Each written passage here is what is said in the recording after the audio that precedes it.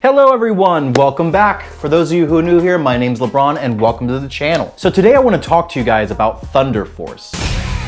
Well, I really don't want to talk about it, but some of my friends did say this would make a good video, so here we are. I do remember a while ago watching the trailer for this movie and instantly getting a migraine. And the movie's in the same exact boat. Now after seeing the film multiple times just to make this video, I needed to lay down for a few days, which is honestly why this video is so late.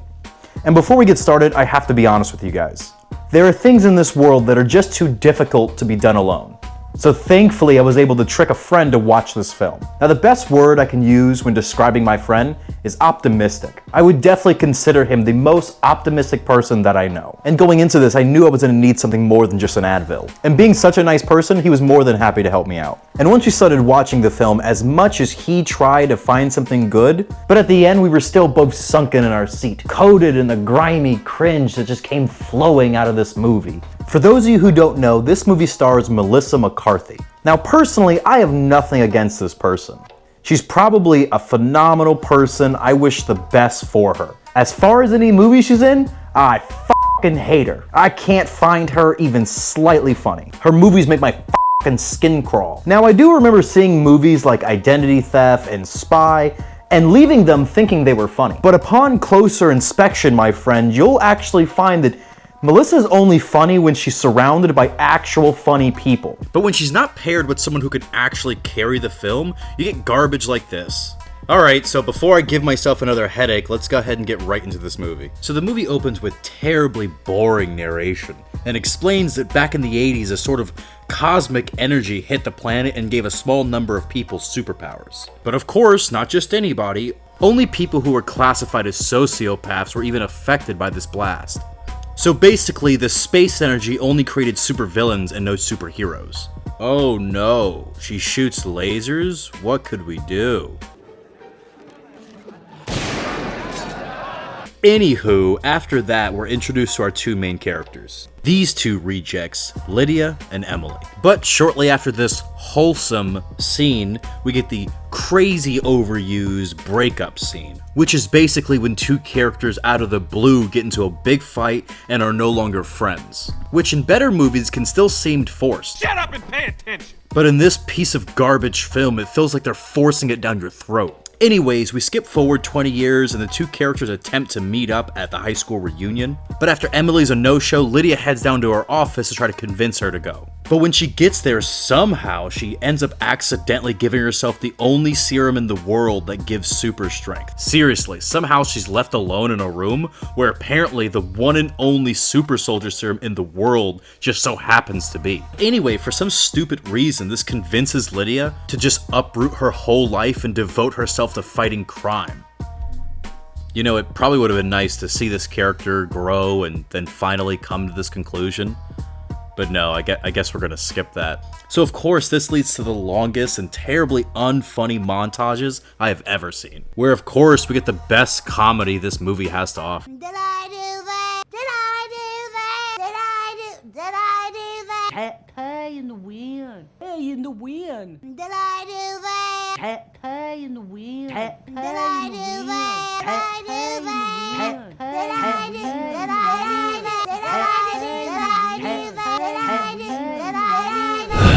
This is my nightmare. Anyways, after a while of our characters taking pills and beating up some guy named Tony.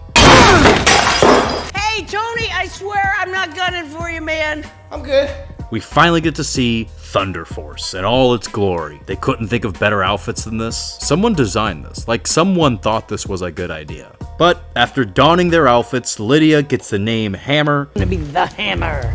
And Emily, after gaining the power of invisibility, gets the name Bingo. You can say, bingo, I go invisible. Then the movie starts vomiting unfunny and predictable nonsense. Lydia meets, fights, and the crab man. She throws a bus. They fight Mantis, but now she shoots blue lasers for some reason. Her powers are not consistent. Her Kamehame is Kame convenient. For some reason, it only kills bad guys, picks up good guys, and then blows up things that our characters could just fix later. Honestly, I don't even think she knows what her powers are. Anyways, they end up coming in odds with one of the candidates running for mayor. This guy called the King. And no, not King, like the King. As in, he only wants to be called the King. Okay, it's the King. Okay? The king! It's 3 letters. Why doesn't anybody get this? My guy, that's not a sentence. But before they can deal with this guy, the movie decides they need to have another breakup scene. For literally no reason at all, Lydia decides to throw a freaking bus. I can't hear you because I'm literally throwing a bus!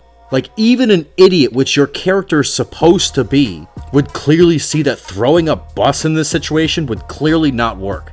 Whatever, this causes the team to break up again. Even though they've already done this, they gotta do it again.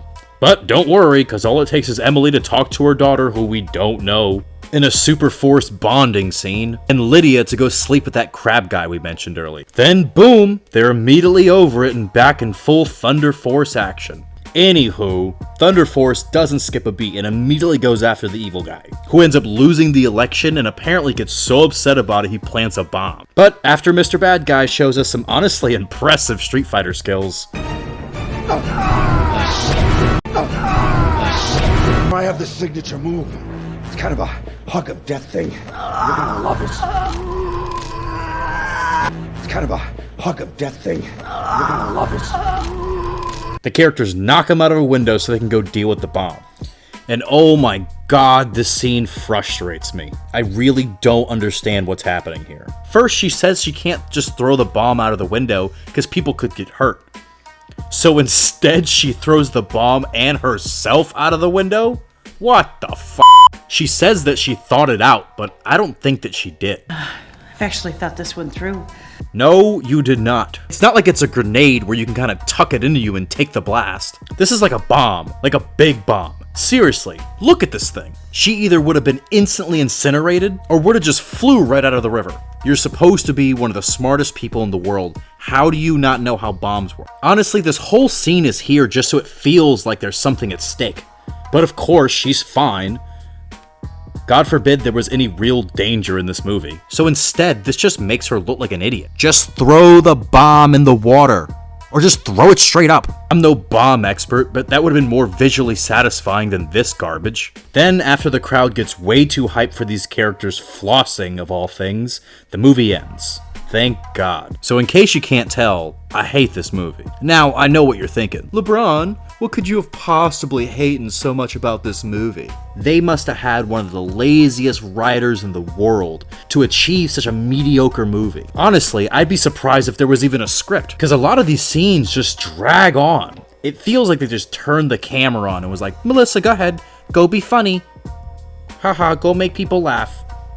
Fat lady fall down, haha, funny. Any worse than it'd be a Kevin James movie. She just sits in front of the camera and just stretches out the most unfunny shit she can think of. So now, even if it was funny, which it's not, by the end of it ends up ruining the joke. I seriously can't stress to you guys how often this happens. It's basically any time she starts to talk, she just goes on these dumb, unfunny rants. She's even got a little sidekick doing it.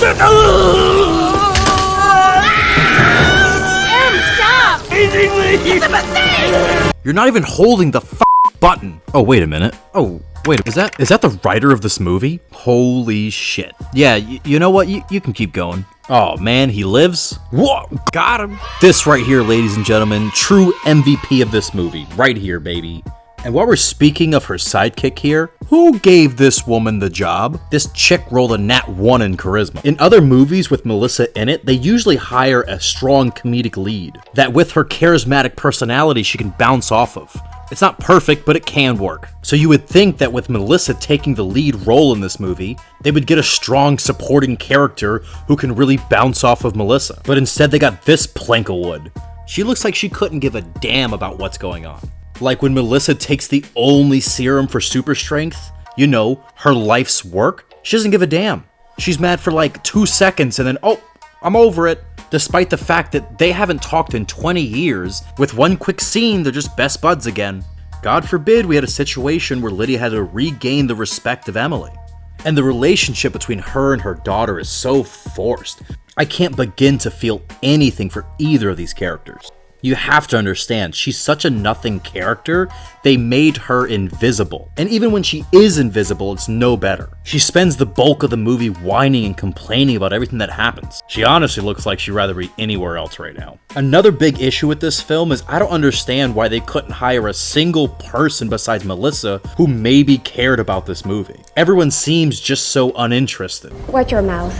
You made a deal with the king, not with me. They're on the loading dock on the south side of the building. That's it. You don't want to maybe try that again? Well, everyone except Mantis, of course. But then again, I wouldn't call this look interested. I don't know what to call that. Anyways, guys, I think that's about it. But as far as a score for this movie, I don't know. I wouldn't dare disrespect the F this much. So, no score. I give it one poop emoji. Anyways, guys, thanks so much for watching. Sorry this video came out so late. I plan to be back on schedule starting next week. So, I'll see you guys then. I hope you enjoy the rest of your day. Bye. We both sunken in our seat. At the end, we were just sunk. We both sat there, crusted in the, coated in the grimy cringe. But at the end, we were still both sunken in our seat, covered in the grimy cringe that just pours out of this movie. Glossed over and sticky, covered in the goop of cringe. Coated in the grimy cringe that just came flowing out of this movie. We both sunk in our seats, stuck there with just the cringe crusted on us.